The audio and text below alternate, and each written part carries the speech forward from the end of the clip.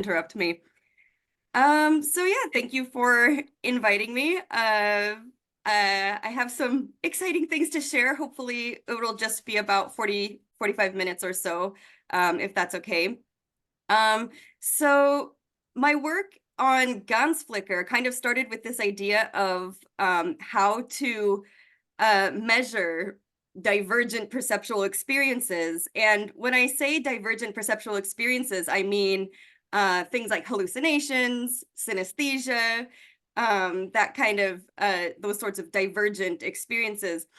But it's really difficult to measure divergent perceptual experiences. They're very subjective, and usually they're uncontrollable.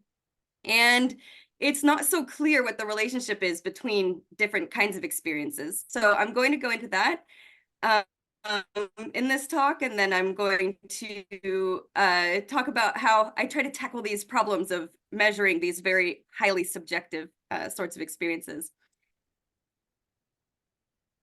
So the first problem is that I've always been interested in measuring hallucinations and figuring out the difference between hallucinations and other forms of divergent perception. It's not super clear what the difference is actually. Subjectively, it seems that different divergent experiences are actually quite different from each other. But for example, hallucinations, we can usually agree, are involuntary. They're perceived as external in the external environment, and they're usually as vivid as real perception. And Fitch, in 2005 and 2008, sort of defined hallucinations as having these three key traits. However, synaesthesia, which is a completely different form of divergent perception, has all of these same characteristics. So synaesthesia, if you don't know, is this experience of mixing the senses, for example. So some people will automatically see different colors for different alphanumeric characters, like red for 0, orange for 1, that kind of thing. It's like this involuntary experience. It can sometimes be experienced as external, so they can project it into the external environment, just like a hallucination, and it's as vivid as real perception. So the difference between hallucinations and synaesthesia subjectively are so different because synaesthesia, for example, is a very enjoyable experience and it doesn't interrupt people's ability to live a normal life, whereas hallucinations are often extremely debilitating, and they're part of psychosis symptoms that really, they decrease quality of life, they decrease employment rates.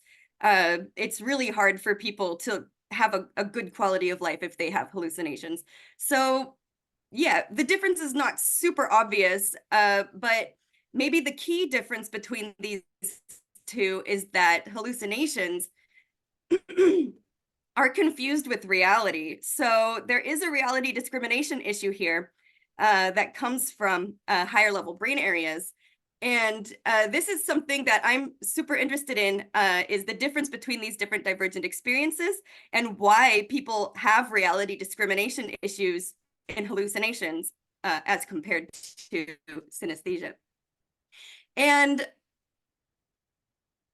so I have a couple of questions in my research. One of them is, what makes a divergent experience pathological versus non-pathological? So hallucinations versus synesthesia.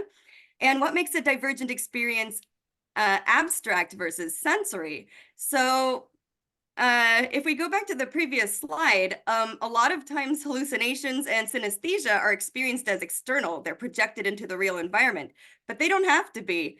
And delusions in psychosis can also be extremely debilitating and might not be accompanied by hallucinations. And also synesthetic experiences can be just experienced as sort of a feeling of knowing that the experience is there. So there's different levels of abstraction of these experiences that seem to make them more or less real or realistic. And then there's that problem with pathology versus non-pathology. And that's something that I try to tackle in my novel model of divergent predictive perception. If you're interested in learning more about what I talk about today, you are welcome to read this paper, which goes into a lot more detail on all of these things. So what I'm going to do now is I'm going to tell you how mental imagery might play a role in all of these experiences. So mental imagery, if you don't know, it is a spectrum. It goes from a completely blind mind's eye to extremely vivid or as realistic as real perception. And the two extremes of mental imagery are called aphantasia for the blind mind's eye and hyperphantasia for the extremely realistic mind's eye. And there's this idea that particularly vivid mental imagery is associated with divergent perception. So several studies have found that synaesthesia might have an increased prevalence in people with very vivid imagery. Also positive schizophrenia symptoms, especially hallucinations, could potentially be related to having more vivid imagery. So a lot of divergent experiences do seem to be related to top-down imagery ability. So I was interested in exploring this. So my first question about 5 years ago, maybe even longer now, was how does imagery impact perception of the real world? How does imagery have that link to divergent perception? And my hypothesis was that stronger imagery, if you have stronger imagery, then that would mean a stronger reliance on imagery for perception, which means potentially a higher proneness to divergent perceptions, such as pareidolia. So that was my first paper. So pareidolia is the experience of meaningful information in noise. So seeing faces in the clouds, for example, is a form of pareidolia. And I measured pareidolia using a paradigm with visual noise, so like TV static. And we showed people pictures of TV static, and we asked them to look for faces in the noise. And what we found in that paper was a correlation between mental imagery vividness and pareidolia proneness. But the experience was, the results were a little bit modest, I would say. And as soon as people found out that the faces were not actually there in the noise, um, then the effect went away, basically. So we wanted to try and find a way that we could sort of mimic the experience of hallucinations that are so robust and so like it's very obvious that they're there. And regardless of whether people know they're real or not, they would persist. So we then started exploring how to induce pseudo hallucinations, which in my definition, I just call pseudo hallucinations induced hallucinations. So there's real hallucinations that you experience as part of a psychiatric disorder. But I qualify the hallucinations that I induce in my experiments as pseudo hallucinations because people know they're not real. So I was trying to explore about 5 years ago how to induce like pretty realistic hallucinations in a laboratory setting. So there were a few ways that I have sought to induce pseudo hallucinations over the years. The first way that I tried was as a master's student, I read about this study by Maribet and colleagues from 2004, where they blindfolded participants for 7 straight days, or maybe 2 weeks even. And after about 24 hours, about 70% of their participants started to experience visual hallucinations after many hours of blindfolding. So what I did during my master's was I blindfolded myself for 3 days to see if I could sort of induce these sensory deprivation related hallucinations. Unfortunately, I didn't end up seeing anything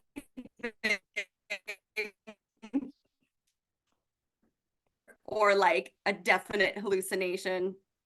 And also, it takes quite a few hours for visuals to emerge using the sensory deprivation method for inducing hallucinations. So probably not the best for a laboratory experiment. Another method that we tried was uniform Ganzfeld. So basically a Ganzfeld is just a clear luminant screen filling up your whole visual field with a single color or just uniform sort of diffused light. Staring into a clear blue sky can give you a Ganzfeld effect. After a few minutes of just looking at this sort of uniform luminant field, you can start to experience hallucinations to different extents. There's actually a paper that was published pretty recently on this by Shenyan and colleagues from UCL. So that was published in Scientific Reports, if anybody wants to see that paper, where they compared Ganzfeld and the flickering Ganzfeld that I'm going to talk about today. But when I was piloting the Ganzfeld, it took about 10 to 15 minutes for people to start seeing things. And again, for a laboratory setting, that's not the greatest if you have to wait around for people to start seeing visual hallucinations. And I also didn't get very consistent experiences from people. So then I tried out what I call Ganzflicker. So that is just a flickering Ganzfeld. That's just basically just having a full screen of one color on and off. So I chose the color red. And I just flickered red on and off across the whole computer screen. And it's funny because when I was piloting this, I had my master's student with me at the time, and I don't really see much in the Ganzflicker. So I was standing there saying, "Do you see anything? Is anything happening?" And after just about 30 seconds, my student was just in awe of what he was seeing in this Ganzflicker. So immediately he started saying, "Oh yeah, I see a beach, I see a lighthouse, I see the sea going in and out." Like it was super complex what he was seeing. And so after he started seeing this stuff, we were calling people in from the halls like, "Hey, can you come take a look at this and tell me what you see?" And I also remember one woman was just passing through the halls, and we sort of, grabbed her and asked her to come take a look at the Ganzflicker. And she sat there in front of the computer. And also, again, after literally about 30 seconds, she rears back and says, "Oh my God, there's a face coming at me." So I felt like we had something there that sort of mimics real hallucinations pretty clearly. So I was like, all right, yeah, we're going with this. We're going to do Ganzflicker experiments to study hallucinations from now on.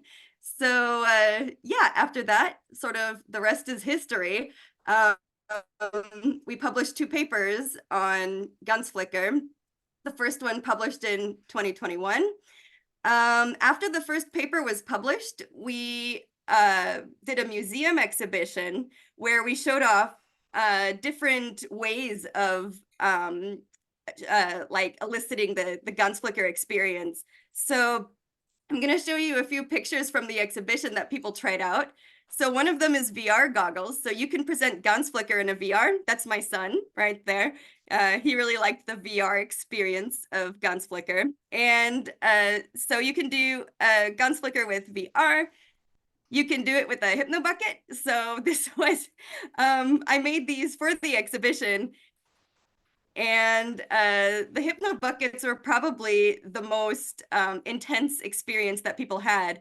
So basically it's just a 10-gallon paint bucket with LED strips inside, and people put on the bucket and the LEDs reflect off the front of the bucket, and it creates this very intense luminant Ganzflicker experience in 360 degrees basically.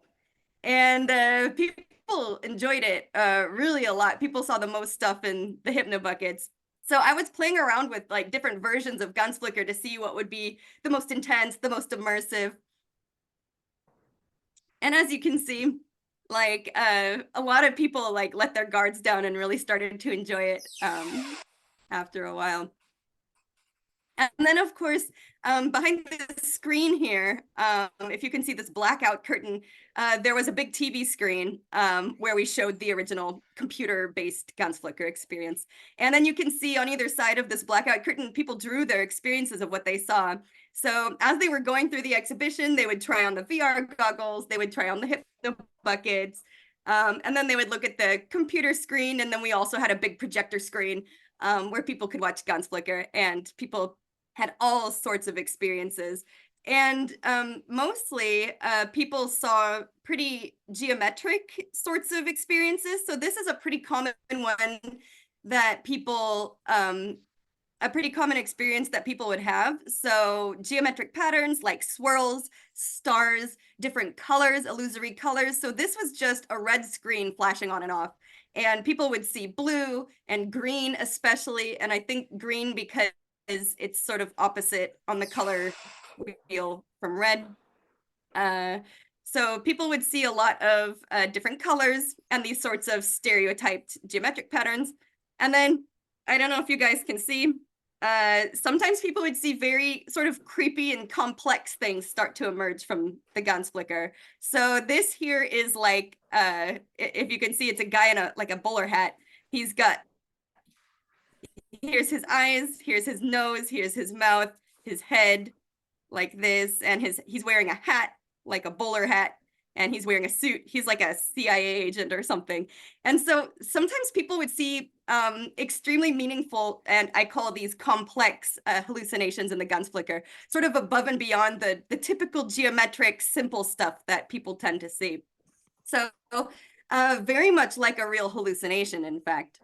And I'm just going to share a little bit of what people described from the Ganzflicker experience, and it's very much like actually kind of like a psychosis experience. So I'm just going to read some of this. So the person who wrote this said they saw a landscape looking over a cliff from a mountain onto a valley, and more mountains in the background with lots of trees. This persisted quite a while. Then long spider legs spiraling into the image, consuming it. Then a galaxy edge on, sometimes rotating upwards. Then it would all go blank. This happened several times. Sometimes it would take a while for it to start again, but never so detailed or specific as the mountain scene. Lots of kaleidoscopic images moving extremely fast.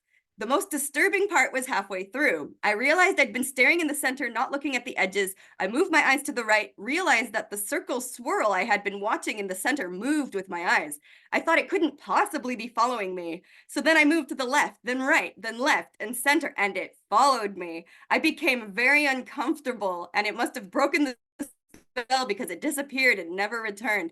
So this person who's describing their experience, not only do they have a mix of complex and simple experiences from the Ganzflicker, they also get into this altered state of consciousness where they start to experience a little bit of paranoia and maybe anthropomorphism of the experiences that they're having. Like they feel that what they're seeing is following them. So I felt that this had basically huge potential to sort of investigate potentially the same mechanisms as what sort of contributes to psychosis when people get a psychiatric condition. So the second paper that I published was sort of, it came after the wave of the first study. So after the exhibition, or around the same time as the exhibition, I wrote a pop science article in The Conversation about Ganzflicker experiences, and it kind of blew up a little bit, and I got thousands more responses on my Ganzflicker questionnaire. So I'm going to share some of the results with you from this second study, which is basically just a replication of the first one, but with, I think, 6,000 participants.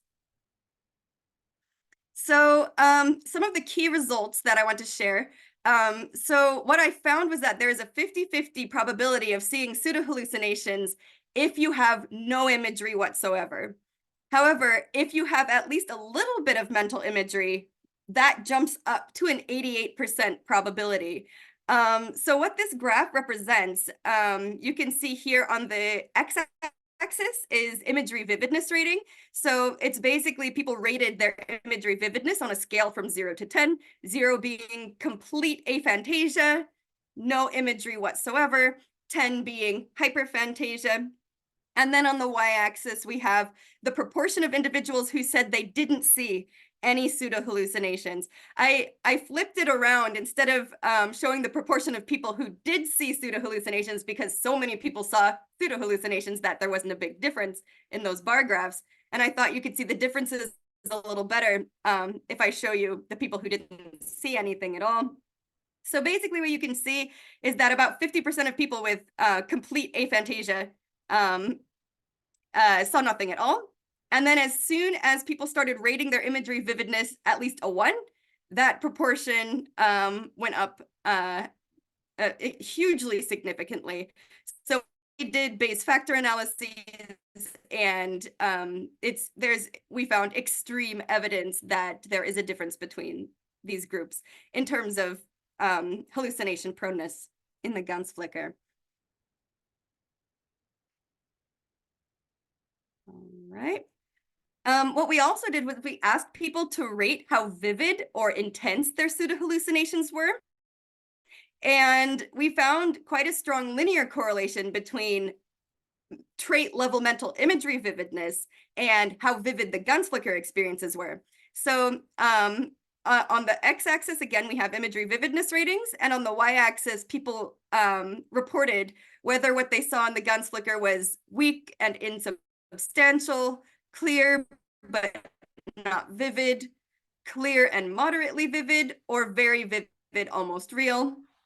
And that was also extremely strong evidence for a difference, not only between groups, but then also the correlation was quite high. We found a linear correlation of 0.4 between trait level imagery vividness and Ganzflicker intensity. So there does seem to be a relationship there. And then another interesting thing that is basically what I'm following up on in my experiments now is that we found a higher proportion of complex pseudo-hallucinations with moderate to vivid imagery, but there was not this same linear correlation as with the vividness of the hallucinations. So again, we have imagery vividness ratings on the x-axis, and then the proportion of people who reported complex pseudo-hallucinations, that is, these meaningful objects and scenes. And what you can see is that it sort of ramps up linearly from on the aphantasia spectrum. So I put a little line here because the aphantasia distribution goes from ratings of 0 to 3 on the imagery vividness scale. So even quite low imagery is still considered to be part of the aphantasia distribution, and that you also find in other studies. So it's not just complete aphantasia, but all the way up to having pretty low imagery, you see this ramp up of complex experiences. But then as soon as someone starts to report that their imagery vividness is pretty moderate, then their complex experiences jump up to about 33%. And then it hovers around there for people who rated their imagery vividness between 4 and 10. So it seems that you need moderate to vivid imagery to really have a good chance of seeing these complex experiences. And then, of course, because we had so many thousands of participants, we did some word cloud analyses. Well, not really analyses, but just sort of showed the data with these word clouds. And basically what you can see is that people with aphantasia were very likely to describe their experiences as occasional, vague. They reported simple things like fuzzy, spiderweb, rectangle, bars, flickering, things like that, light balls. Whereas people with imagery were much more likely to experience these complex objects. As you can see, they would report things like forests, sky, building, people, scene, animal, trees, things like that, real world objects and scenes. So in summary, we did find extremely strong evidence that people with complete aphantasia are less prone to pseudo-hallucinations compared to people with any imagery, and people with moderate to vivid imagery are much more likely to experience complex pseudo-hallucinations compared to people with no or low imagery. So that was basically the conclusion by the time of the second paper. And at that point, I could have just kind of stopped and said, all right, well, it seems that mental imagery vividness does seem to be involved in the experience of pseudo-hallucinations. So I'll just add that to the list of things that people with very vivid imagery experience. But actually, if you look at the differences between the most extreme groups, you actually don't see the evidence that you need very vivid imagery to have all of these experiences. So although people with vivid imagery seem to have synaesthesia experiences, schizophrenia symptoms, pseudo-hallucinations, people with aphantasia, even complete aphantasia, can still experience pseudo hallucinations. About 50% of them do. They also can experience synaesthesia. So in a previous study by CARLA and colleagues, she found that there is a similar prevalence of synaesthesia among people with aphantasia compared to the general population. So it's not that having no imagery sort of buffers you against any of these things. And then I also have some preliminary data showing also a similar prevalence of schizophrenia symptoms in people with aphantasia compared to individuals with typical and vivid imagery. So there's not that really nice dichotomy, even though some studies seem to show a correlation with imagery. You don't need imagery to have any of these divergent perceptual experiences. So that can seem very overwhelming. That doesn't exactly go along with this nice little story that imagery sort of gives you all of these different experiences. It seems to be more complex than that. And basically what I show in my model of divergent predictive perception paper is that maybe there are just different forms of all of these things in aphantasia and hyperphantasia. So people with aphantasia are more likely to have abstract synaesthesia compared to sensory forms of synaesthesia. So synaesthesia is a very complex and multidimensional sort of condition. So it's not always that people experience colors with different letters of the alphabet. That's a very sensory experience. They might have what's called, for example, sequence space synaesthesia. Sequence space synaesthesia is where you imagine that like different days of the week occupy different places in space. That can be extremely non-sensory, very abstract, and people with aphantasia can have those forms of synaesthesia. And then in terms of positive symptoms of schizophrenia, people with aphantasia can have hallucinations. They're much less likely to, but they are still prone to have delusional thinking, which is not related to necessarily related to sensory experiences. So it's possible that people with aphantasia are more likely to have delusional thinking rather than hallucinations, but they are similarly prevalent to have schizophrenia as people with imagery. And then, of course, in the Ganzflicker, people with aphantasia are much more likely to have these simple hallucinations as compared to complex experiences. And that's where you see the differences. So I think it's just more nuanced than that. And basically the whole idea is that people with aphantasia are just going to express these symptoms in different ways. I have another paper that has, it's a registered report within principal acceptance currently. And I recently uploaded the quantitative results of this study onto PsyArchive if you're interested in looking at the results of this. But I did this really big mental health care study where I asked people across the mental imagery spectrum, how do you experience mental health conditions? And one condition that is of real big interest is PTSD, so post-traumatic stress disorder, because flashbacks are a huge part of PTSD, like these sensory flashbacks.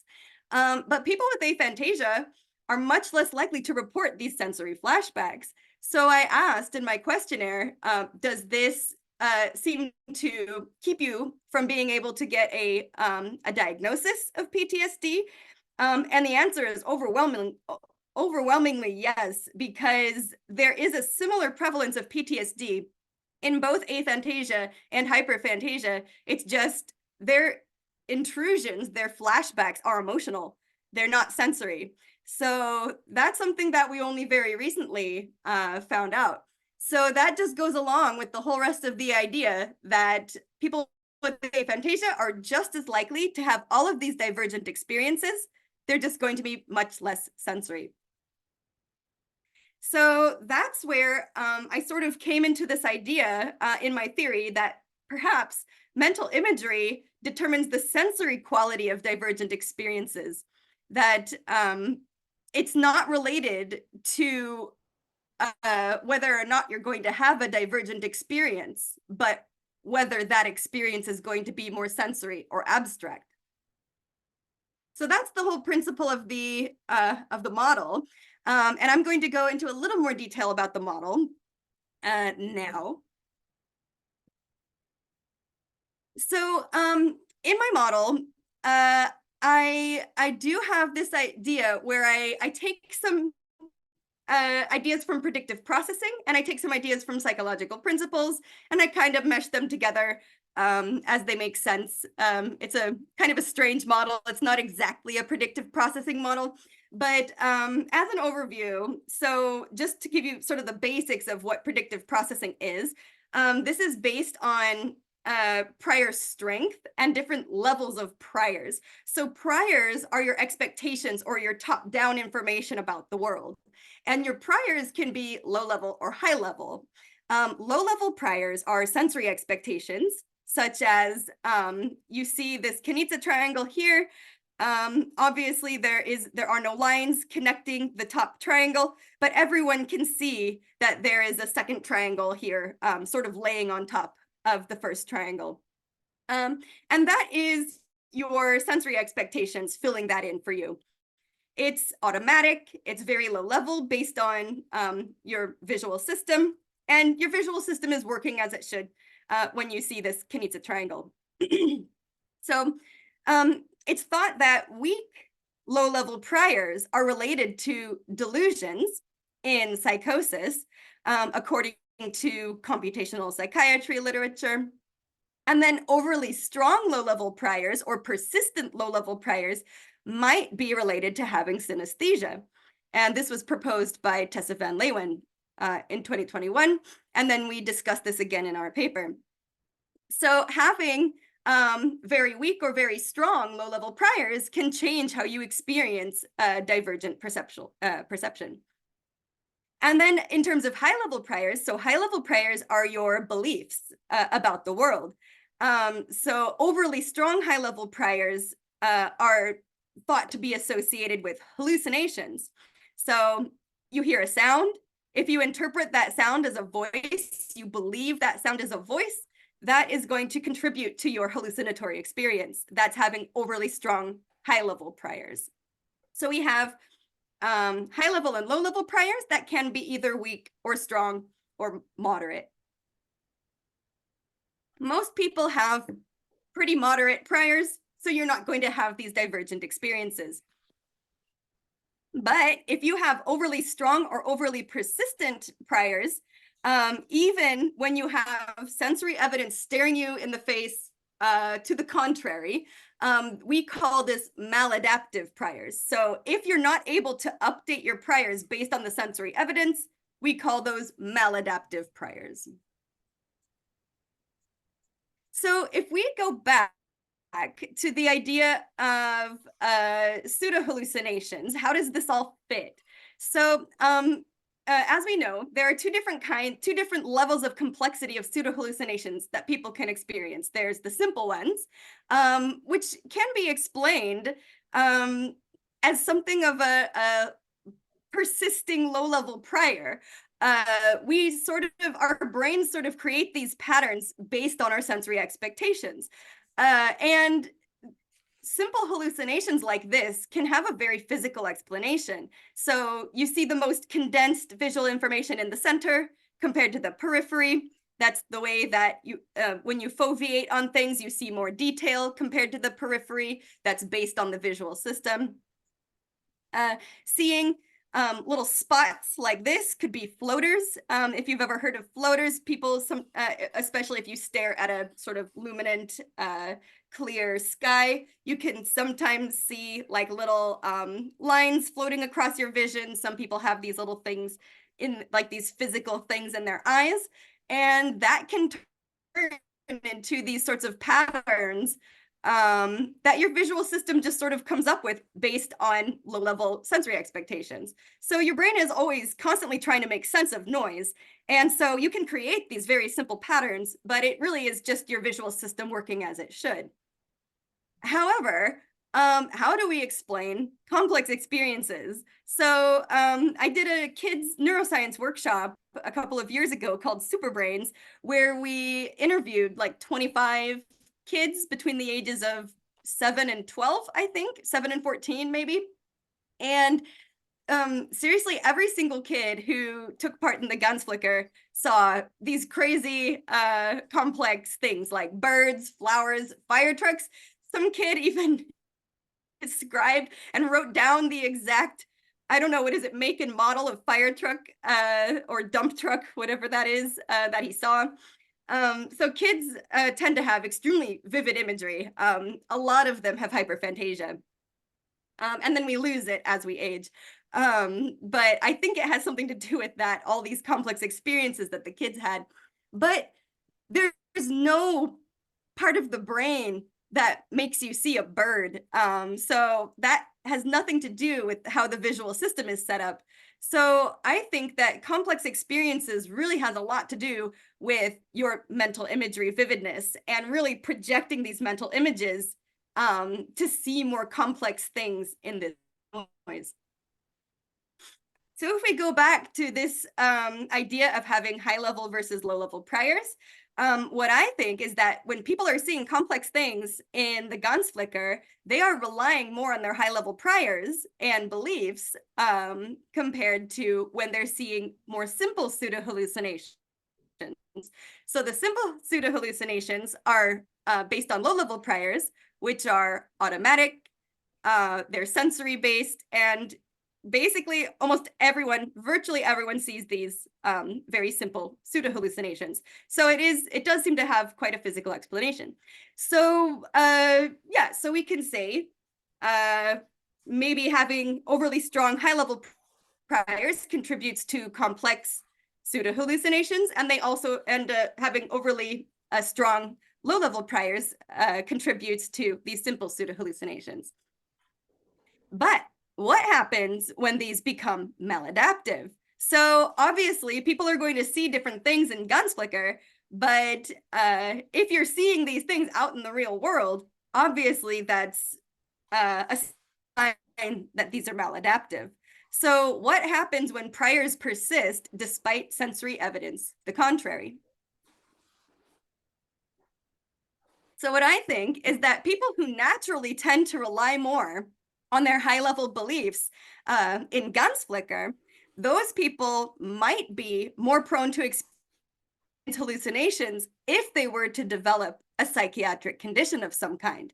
So I'm not saying, and I do have to sort of star this here, that I'm not saying that if you see complex things in Ganzflicker, you're going to hallucinate, you're going to develop schizophrenia. No, that's not what I'm saying. I'm saying if you were to develop a psychiatric condition, if you were to develop psychosis, we might be able to predict what kind of symptoms you're going to experience based on what you see in Ganzflicker. So if you have vivid imagery and you see complex things in Ganzflicker, if you were to develop a psychiatric condition, you're probably going to experience hallucinations. Whereas if you have weak imagery and you depend on your high-level priors in Ganzflicker, that is, you're not very likely to see simple things, then you're probably going to experience more delusional type symptoms if you develop a psychiatric condition. And then if you rely on low-level priors in Ganzflicker, so if you see a lot of really cool, simple pseudo-hallucinations in Ganzflicker, and then your priors become maladaptive and you have vivid imagery, then you are probably more likely to experience synaesthesia, a sensory form of synaesthesia, that is. Whereas if your priors become maladaptive and you have aphantasia, and you experience these simple pseudo-hallucinations in Ganzflicker, then you're probably more likely to experience a more abstract form of synaesthesia. So that's sort of the basis of the model, and I'm just going to work through it a little bit based on the figures that are in the paper. So sort of in summary, here are your high-level priors. This is a typical brain as represented by just like an apple icon. If you're asked to imagine an apple, someone with typical imagery might have sort of a faint or sort of cartoony image of an apple in their mind. It's not super realistic, so this is a typical imagery brain. You have your high-level priors that contribute to your expectations. You have your low-level priors, and then you have your mental imagery ability. And all of this is interacting to contribute to your expectations. But then once you get sensory information from the environment, that will override your priors and cause you to update your priors so that they can be more accurate, so you can update your expectations for next time. So this is a typically functioning brain. You usually come with some kind of expectation about what you're going to see, what you're going to perceive. But when given the sensory evidence, you're like, oh, okay, so this doesn't exactly match my priors. I'm going to update my priors and now just go about my day. Compare this, though, to the divergent brain. So someone who is overly reliant on high-level priors, those high-level priors are going to override sensory evidence. They're not going to put a lot of confidence in the sensory information that they see. And if they have strong mental imagery, then that is going to contribute to hallucinatory experience. Whereas if you rely on these high-level priors and that overrides sensory evidence, but you have weak mental imagery, then that's going to contribute rather to delusional experiences. And then if you rely more on low-level priors, if the low-level priors override sensory evidence or persist in the face of sensory evidence, and you have weak mental imagery, that's when you might be more likely to experience these abstract synaesthesia symptoms. And then if your mental imagery is strong in that situation, you're more likely to experience sensory synaesthesia. So that is the model. So you can see these little bubbles are just representing reliance on priors. And this is the exact model from the paper. So I was just explaining how I came to that, basically. And then a normal brain for comparison. So this is the baseline, the foundation of why I think different people experience different things in the Ganzflicker. That's the model. Right, so then I have some predictions about Ganzflicker. So based on this reliance on priors and sensory evidence, we can predict who is going to experience what in a laboratory setting. So are the pseudo-hallucinations going to be simple? Are they going to be complex? Are they going to be vivid? If somebody relies a lot on low-level priors and sensory evidence, but they don't rely too much on their beliefs and they have weak imagery, then they're probably likely to experience simple pseudo-hallucinations that are not complex, but not very vivid also with their weak imagery. Add strong imagery to that, and they might be very likely to experience these geometric patterns, but then there's going to be added vividness and intensity to them. But it's still not going to be complex because they still rely to a good extent on sensory evidence. However, if somebody relies more on their beliefs and they have vivid imagery, then they're going to be more likely to see complex and vivid things in the Ganzflicker. Whereas if they have weak imagery and they overly rely on their beliefs, but they don't really put a lot of stock into the sensory evidence, then they're actually probably likely to see nothing at all. And that is probably why about 50% of people with complete aphantasia didn't see anything in Ganzflicker. That's these people here. So you can sort of predict, based on the model, what people are going to see in the Ganzflicker. And that is just a prediction now. We haven't gotten any concrete evidence for this yet. All right. Is it all right if I take 5 to 10 more minutes to explain? Do people like neural oscillatory stuff? I have some predictions about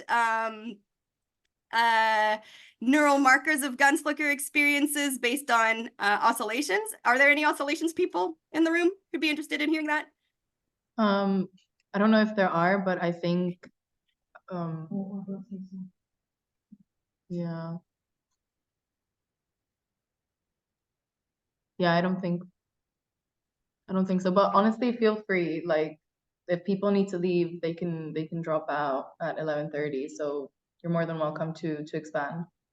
All right. Okay. So all right. I'll try and explain it in about 5 minutes. All right. So I have this idea that there might be we might be able to find oscillatory markers of different Ganzflicker experiences. So here we have Ganzflicker, and the typical frequency that it is shown at is 7.5 hertz. And that means there are 7.5 cycles of red and black alternating for in 1 second. That contributes to this frequency. And this frequency can be expressed as a sine wave. So here we have the Ganzflicker frequency expressed as a sine wave. This is just below alpha frequency. So let's keep that on the back burner for a second. Here's the visual cortex. There is previous research that suggests that the visual cortex samples information in the environment within the alpha range, about 8 to 12 hertz. So here's a brain sort of oscillating in the alpha frequency, visual cortex sampling information from the environment. There's this idea that when you see an illusion, and let me see if that, yeah, there we go. So when you see an illusion, they, Strube and Herman, 2002, they did this study where people saw these illusory dots moving up and down like this. When people see an illusion, or just before the illusion changes, the amplitude of their visual alpha goes down. And then when the illusion stops, that is when it stops changing, their alpha amplitude goes up. So there does seem to be a neural marker of visual illusory experience in visual cortex. So as you're seeing visual illusions, your alpha amplitude is reduced. When you no longer see visual illusions, your alpha amplitude goes back up. What I think is if we present Ganzflicker to people and they start to see these sort of geometric patterns, we might be able to see the exact same pattern in visual cortex as when people see visual illusions. Because I think these geometric patterns that people see in Ganzflicker are very similar to visual illusions, as I explained before, based on the level priors, and they sort of manipulate your sensory expectations about the world. So very similar to visual illusions. So what I think is when people see simple pseudo hallucinations, you're going to see this marker, this change in oscillatory activity, where there's going to be a reduction in visual alpha. However, what about when people see complex experiences? So what I think is going to happen is you have your Ganzflicker frequency.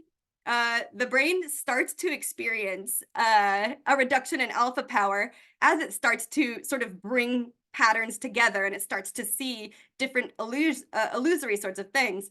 However, I think a few different things need to happen in order to see an actual complex pseudo-hallucination. So as I said before, I think complex pseudo-hallucinations are very much reliant on mental imagery. So top-down processes overriding these more low-level and bottom-up processes. So what I think is going to happen is visual alpha, as the brain starts to override the Ganzflicker, your visual alpha power is going to increase, again, as if you're not seeing an illusion anymore. And then frontal activity is going to show the Ganzflicker frequency. So I think the Ganzflicker is going to propagate towards prefrontal cortices, and you're going to start to see an illusion-related marker in prefrontal areas rather than visual areas when people start to see these complex pseudo hallucinations. So that is going to start to match the Ganzflicker frequency.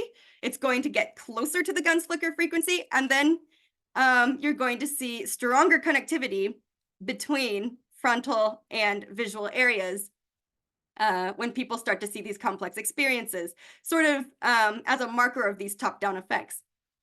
So I also think, and I'm piloting this right now with EEG, is I'm trying to find these neural markers of different pseudo hallucinations. So what I think is going to happen is when people see simple experiences, you're going to see a lot of visual alpha. When people start to see complex experiences, you're not going to see as many changes in visual alpha, but more in higher level imagery related areas. So, and perhaps that could help us to identify markers of real hallucinations in psychosis patients later on. So just something exciting that I wanted to share with you. So that's the end of my talk. Thank you very much. And if you're interested, you can find me, all my information on my website. And yeah, thank you very much for listening.